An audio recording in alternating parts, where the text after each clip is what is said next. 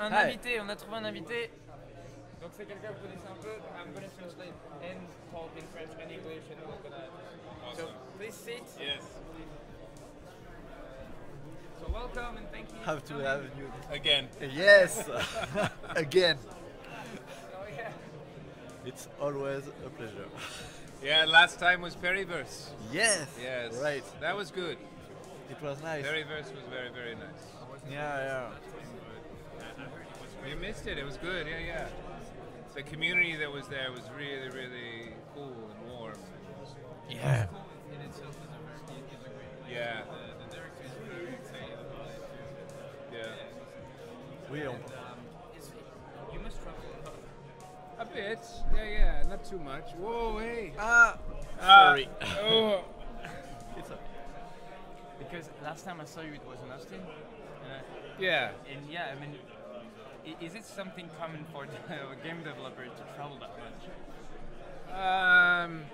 Depending on your role in the studios, yes. Yes. Oh, It can be. It doesn't feel like it's part of the cliche that we all have, or maybe some people have about the gaming development. It's funny to see how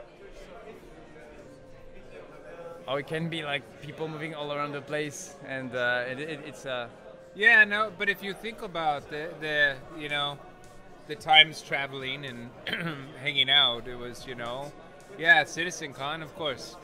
I'm going to be there. Yeah. Right? That's our event. That's our big event.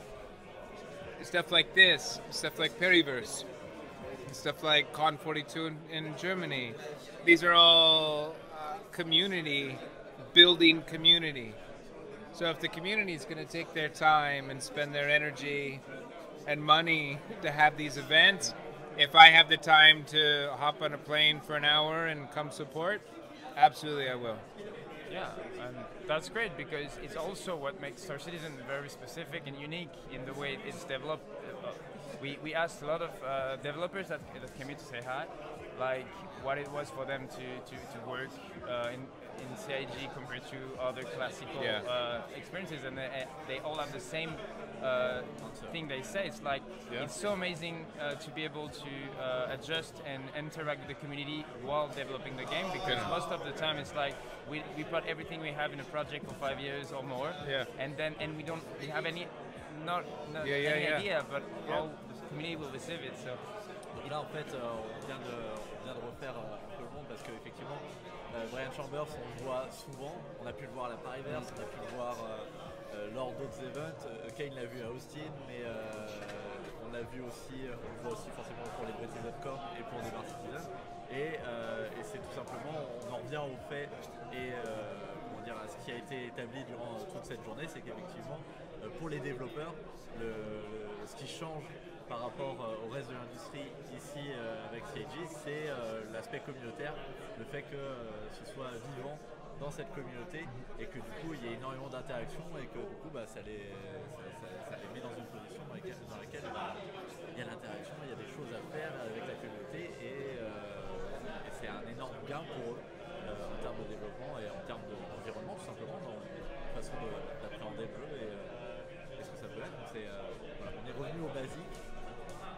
Et maintenant, on va passer aux choses sérieuses. So the translation part, and now everybody wants to ask you tons of questions, I guess, and you must get that a lot, especially like in the gaming stuff and about Star Citizen development and everything. But I don't know, maybe we can try something different, or just, are you a gamer yourself?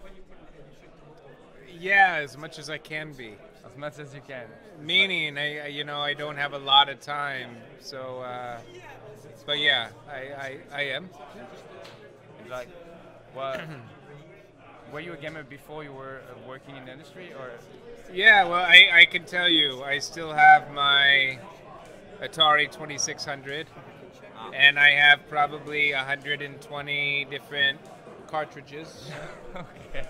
I had a Commodore 64, and I used to program on it a little bit, and I used to play, Skate or Die, and every old school Commodore, click story game I could grab my hands on. And then it went up and up and up and up, right, to modern times. And so. you never like, and it always stayed there, like the pleasure and the warmth. Yeah, I mean, fundamentally, you know, there's many different things about gaming and games that you gravitate to and why you like it. Is it that immediate end goal that you're trying to get? Is it the full experience? Is it, oh my God, what's around the corner? Is it, you know, something like, you know, Star Citizen, and you go further back, and Half-Life, and go further back and further back? Like, what's telling the story? Like, oh my God, what are these things? I don't understand them, and so on, right? So yeah, I get similar satisfaction if I'm playing a mobile game on my phone, right? Or if I'm on my PC. It's not the same. Or if I'm on my Atari. Yeah. Right? It all satisfies a different portion of gaming. You look at something like Star Citizen, and Star Citizen is taking it to, it's not a game, it's a universe, right? It's a way of thinking. It's a brand. It's an experience. You lose yourself in the experience. So it's right? all about immersion, right? 100%. And that's what I think. A lot of games with time try to experience immersion, or to put that like in our priority. Yeah. So you could see like a lot of different games trying different approach, but Star Citizen sure looks like a very no concession solution to that. We want everything. Like, yeah. So, and we got a lot as a streamer, new people getting in a chat is like, but what's it about? What is it about? Yeah. You know, it's a tricky question. Yeah, genau. Yeah. Some people want to know Oui. something very precise. You know, like, Yeah. is it the shooter? Is it PvP? Is it PvE? What is Star Citizen? And then you're like, nice. It's not about label, and that's the point, kind of. So. Oui, si on reprend un peu du coup ce qui vient d'être dit, la question que tu posais, c'était du coup de.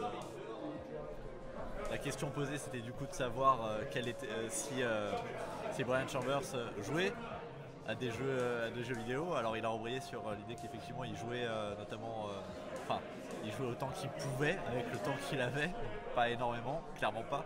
Mais il a toujours sa vieille Atari dans le placard avec une vingtaine de cartouches, si je me rappelle bien. Donc une centaine de cartouches. How many cartridges do you have for the Atari? Over 120. J'avais oublié. Et du coup, c'est quand même un marqueur du fait que oui, on a affaire à un passionné de jeux vidéo. Il a commencé comme ça sa carrière dans le jeu, et tout ceci pointe vers une idée qu'il développe après. Tout est à propos de l'expérience. L'expérience de jeu, l'expérience qu'on en fait, et comment on la vit, comment on vit sa vie de gamer, quoi. Donc ce sera toujours un joueur dans l'âme, même s'il a peu de temps maintenant pour effectivement. Mais il est toujours profondément attaché, c'est pas pour rien qu'il travaille aujourd'hui dans ce domaine-là, à ce niveau-ci, et avec autant de passion et même ferveur en termes communautaires, et cette capacité de faire le lien entre le studio, la communauté, tout ça est part de sa passion pour le jeu. Do you think, like, just as a conclusion for the subject, can you quote like one game that kind of inspired you or that surprised you very recently, like that you liked? Something that surprised me? In a positive way, like, oh, nice work.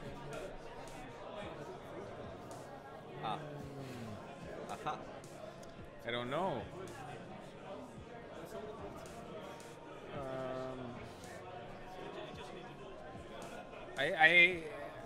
I don't think so. Okay. If I could play all new games that come out, I try to, but I can't. Yeah, of course. A lot of times I will watch videos, even while I am working, of gameplay and streamers playing games, right? This is going to sound a little silly, maybe, but when you think of the art world, right? people have always said that, you know, we are stuck in a kind of a realm of postmodernism. Everything already exists. It's all been done before. And I agree with that to a point. When I look at a lot of games that are out there, they're not doing anything new. They're taking this and this and this and this and putting it together in a new way, right? Which becomes a new experience. But with that, there's been nothing, I think, recently where I've been like, oh, Yeah. what did they do? Oh, right? So no. And I don't mean that's bad. I don't mean that, you know, all these games that are out there that are new are bad. There hasn't been anything that I've been like, oh my God, that's absolutely amazing. Yeah. That's very precise, thanks. Yeah, that was why I used the word surprise, because it's hard nowadays to find something. Yeah. And I agree. Maybe That's why I give that explanation of postmodernism, which I know sounds a little weird, but it makes sense. it says everything's already been done, so you just put it together in a certain way, right? In a way that may have something to do with the production system too, because Star Citizen is very different in that aspect, and we know that it would not have been possible to be produced in the classic way, because what we know about the project, about the interview of Chris Roberts was he went to the producer first. And they said like, no, we're not interested. So it's about taking risks. I feel like it's very hard now to be able to take risks with budget big enough to really make a difference. Absolutely. Alors, juste pour traduire, du coup, la question portait sur l'idée de savoir s'il y avait un jeu qui l'avait impressionné récemment, qu'il avait vraiment sorti même qu'il avait surpris, c'est le terme utilisé par Kane. Et non, en fait, avec une réelle franchise, en fait, pour Brian Chambers, en fait, il faut comprendre que de son point de vue et surtout avec l'expérience qu'il a dans l'univers du jeu vidéo, forcément, pour lui, ce ne sont que des expériences reprises de ce qui a déjà été créé avant, toute nouvelle expérience. Il parle de ça, du fait que ce sont, de façon ultime, ce ne sont que des rassemblements de choses qui ont déjà été vues avant et qui créent une nouvelle expérience. C'est pour ça qu'il ne critique pas. Il ne critique pas, il ne dit pas que c'est une mauvaise chose, il dit simplement qu'il n'y a rien qui l'a surpris.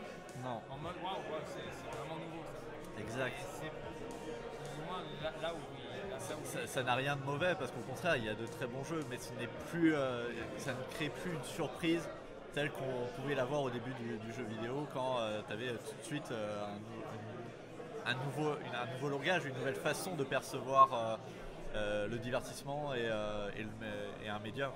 Donc c'est vraiment de ce point de vue-là qui se projette. Donc si il répond franchement, mais en même temps il n'y a aucun souci. Tu en parlais après en allant plus loin dans la projection, en disant que, vous en étiez arrivé à un moment de la conversation et effectivement, comme Chris Roberts le dit à un moment donné, est-ce qu'il sera intéressé par tel ou tel projet ou tel aspect à inclure. La production ne permet pas de faire ça. Exactement. Là, grâce au format un peu unique du crowdfunding et tout ça, ils peuvent prendre des risques là où la plupart des productions ne te permettent pas de prendre autant de risques avec autant d'argent. So that's it. And so Star Citizen is very different from other way of developing the game. The fact that we here as a community, I can't recall any other situation where we know the face of the developers as you are. How do you deal with this very odd situation that, because you worked a lot in the video game industry, so you know what it is, the classical way. So what do you think of the comparison? Because the difference, how do you deal with it? No, the comparisons, there are definitely a large amount of things that are unique for this project and creating it, right? I can walk around and sometimes people notice me, right? This is funny, right? I think this is silly. The other side, which is interesting though too, you typically will work for 2, 3, 4 years, and nobody sees your work except maybe at a convention, Gamescom. You do a pretty trailer, or this or this or this, right? So nobody knows who you are. They haven't seen your work and so on. It's the exact opposite from us, right? You have full visibility into what we're doing. We tell you what we're going to do. We show you progress of what we're doing. You hear us talk about the struggles we have doing what we're trying to do, and so on. So I find it refreshing. I've always, in my career, I've always jumped to things that have been a challenge. If somebody said it was easy, then why would I want to do it? If somebody says, ooh, look at that, I don't know how the hell we're going to do that, I go, cool, sign me up. Yeah. Right? I always want to push myself. This project has pushed me in so many ways, and all in good ways. Right? Being in uncharted territory, in a way, kind of motivates you. Oh, 100%. Yeah. Absolutely. So, it's a good, as a professional, you prefer this new setup where you can really share what your work, talk about it, challenge it. Well, you know, what do I prefer? I don't know. Depends on what day it is, right? Yeah, sure. I think if you ask me, though, is this something that, you know, we're embracing and we're having a positive impact and we're carving some new territory and it's incredibly exciting and incredibly cool to be part of? 100%. 100%. I wouldn't change anything. Yeah. Right? And of course that there may be multiple faces about that same thing. It must not be easy every day. Some days it must be hard or like pretty intense, right? Of course. Yeah, I mean, if what we were doing was easy, everyone would be doing it. Right? Yeah. It's not easy. But we're confident. We have a strong team. We have strong directors, and we have Chris's vision, and we're running full tilt with it to get it done. So it sounds very calibrated, like very precise. You all know what you want to do in it. Well, yes, at the highest level, we all know what we need to do. You get a little bit lower, and you have to start sorting out the details. You get a little bit lower, and then you have to start going into individual tasks. You go lower, then you have to set priorities of tasks. So it is not easy. It's very complicated. It even complicates it more when you say you have 4 separate different offices. That adds a little bit of complication. But we're working with all these complications and, you know, unique challenges to be able to pull this off. And in my mind, I think have been successful in what we're doing. And, you know, every quarter get a release out there, talk to everybody about what it is we're doing and so on. It's amazing to witness the project like finding its way, sometimes changing direction, noticing, and the quarters and everything is like the new version of something that was kind of different before. So it's all part of the authenticity of witnessing the whole process of development in a way. Maybe you can translate that. Alors là, on vient de passer à un énorme sujet.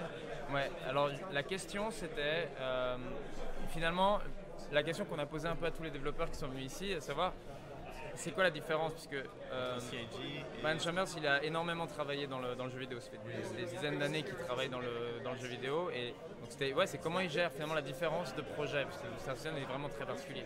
Et pour lui, voilà, il dit que c'est très rafraîchissant parce que effectivement, avant, on se retrouve à bosser un peu tout seul, en tout cas, voilà, avec passion et tout ça, mais il n'y a jamais on rentre dans une routine où finalement on monte son travail dans des conventions ou à la release des jeux, mais il n'y a pas vraiment alors que là, d'un coup, il peut parler de son travail, il peut partager, les gens peuvent le voir dans son process de travail, donc vraiment dans la difficulté, où il va montrer qu'ils bossent là-dessus, qu'ils aimeraient ça, qu'ils essayent de bosser sur tel truc. Donc c'est un tout nouveau process, et pour lui c'est rafraîchissant parce que il y a ce côté de challenge, et il y a ce côté, il n'a pas envie que ce soit facile, ça l'intéresse pas, il a envie de pousser un peu ses limites et d'aller dans des endroits où il n'a jamais été. Et c'est ce que je lui coup, ouais, c'est se retrouver dans l'inconnu et devoir gérer et être up to the challenge, c'est quelque chose qui lui l'éclate. Et aujourd'hui, ils sont beaucoup, c'est très compliqué, mais disons que tout en haut de la pyramide, entre guillemets, ils ont une vision très claire sur ce qu'ils font. Et ça se complique au fur et à mesure qu'on va dans les strates inférieures, où d'un coup, à chaque fois que tu descends dans les échelons, il faut régler tous les petits soucis qui permettent de rendre la vision possible. Et ça peut être très compliqué à gérer. C'est pas facile du tout, mais c'est extrêmement gratifiant parce qu'ils y croient à mort. Et il a dit cette phrase de si c'était facile, tout le monde le ferait de toute façon. Il y a un autre aspect qui est développé, et c'est encore une caractéristique de studio. Il dit bien, on a des super directeurs, on a des super responsables ils ont des superbes équipes finalement, ils ont vraiment recruté des équipes qui sont pertinentes dans ce qu'ils veulent faire. Et par rapport au sujet donné, et il y a la vision de Chris Roberts qui mène tout ça, et du coup ils sont dans un tout cohérent en ce moment, qui fait que le développement, c'est un plus, quoi. On n'est pas dans quelque chose qui est contraint, et du coup ça fait une différence. Voilà, c'est une réelle différence, et c'est en ça qu'il répond du coup à votre question. So, I see people asking in the chat, like, what do you think about the Pitchfork operation? Are you familiar with the community? I was a little bit. I haven't been following much on them in the last year or so. Mm-hmm. I remember the very first BritizenCon 4 years ago. Yeah. I think it was Pitchfork came up and they had like a 45-minute talk on the background of their lore. Oh yeah. Yeah. And it was very well read, and it had this whole story behind it, and it was cool. So I don't know. I can't really comment on the recent stuff because I haven't been following it. It's about people trying to make like big community event in game.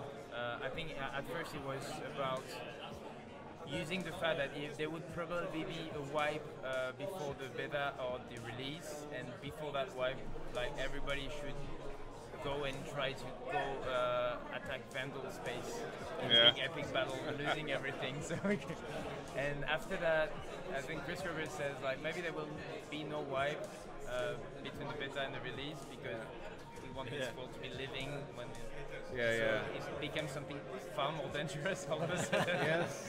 And that's the Pitchfork operation, That's as awesome. I understand. Yeah, they should do it.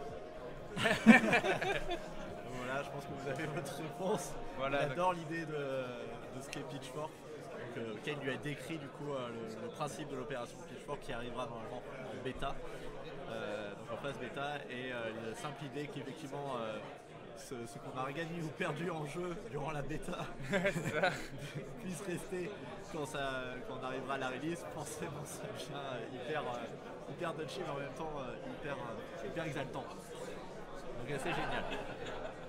So, est-ce qu'on a... I probably have one more, and then I'm gonna have to run.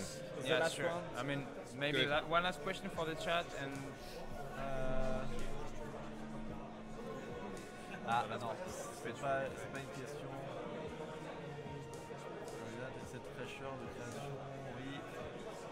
people got very emotional with the Commodore. Yeah.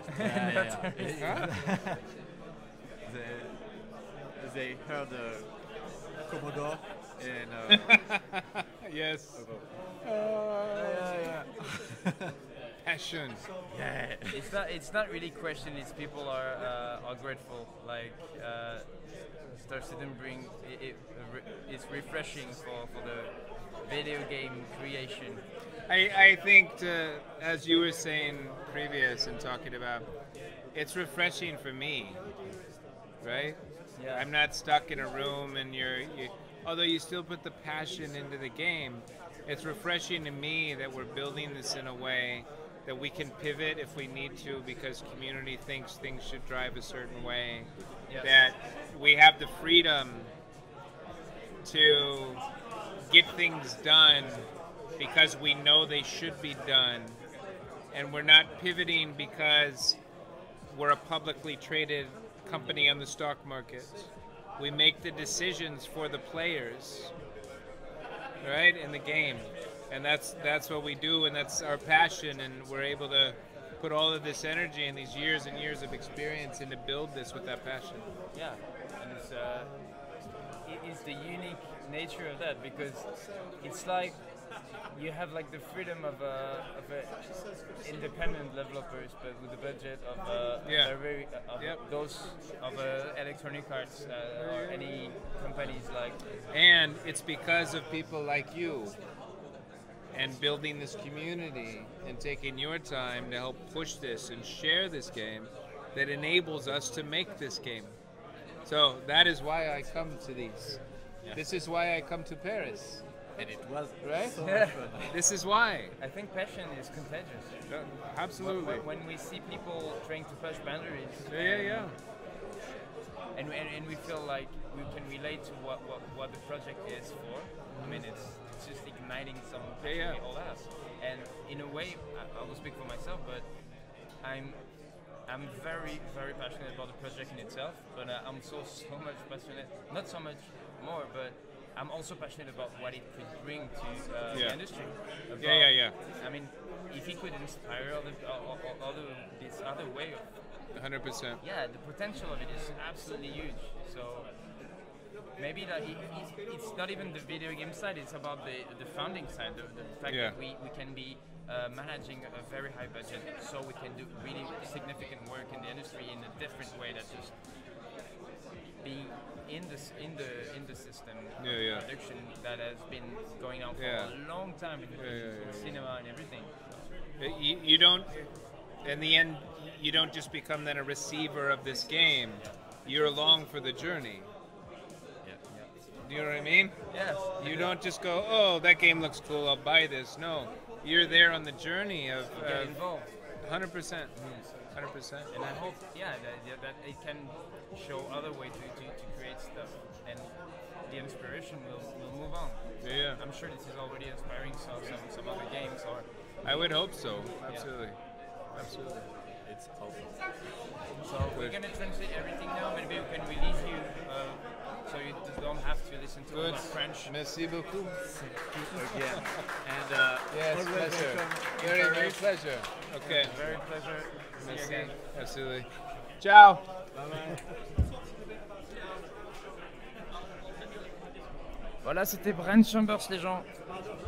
Directeur du studio de Francfort. C'est une magnifique manière de conclure. Et encore une fois, c'est timé sur les applaudissements en plus, c'est beau. Ouais, ça marche super bien, c'est comme si on avait un public et tout. Mais c'est de vous, notre public, évidemment, sauf que vous pouvez pas taper avec vos petites mains. Voilà. Yeah. Ah, you want to... What? If you want to come? Yeah. Sure. Sure. It's the right timing. Alors, en fait, une dernière interview. On va quand même... Ah oui.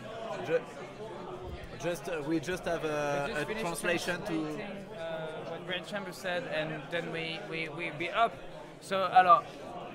On a Chris Haro avec nous, et du coup, pour reprendre... Chris Haro, donc lui c'est l'expert en langage Xian, mais d'abord il faut qu'on traduise. Effectivement, Kane.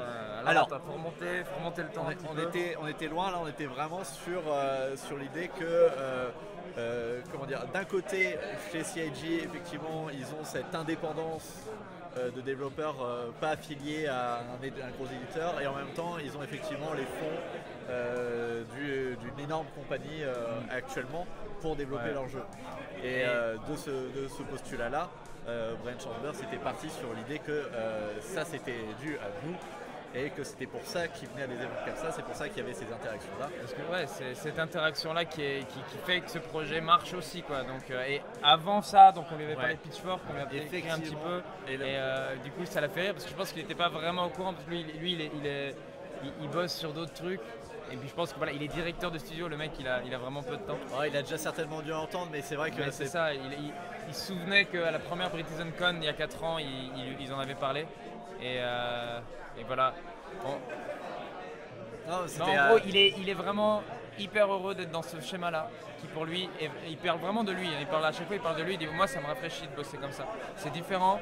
Je trouve ça, et puis ça me permet de faire autre chose que juste être derrière un bureau tout seul dans mon truc, à bosser avec une équipe fermée. C'est que là, du coup, voilà, il y a toutes ces interactions et ça l'inspire énormément. Et pour le jeu vidéo, il espère que ça. Enfin, voilà, finalement, il partage la plupart des points qu'on a nous ensemble. Tout à fait.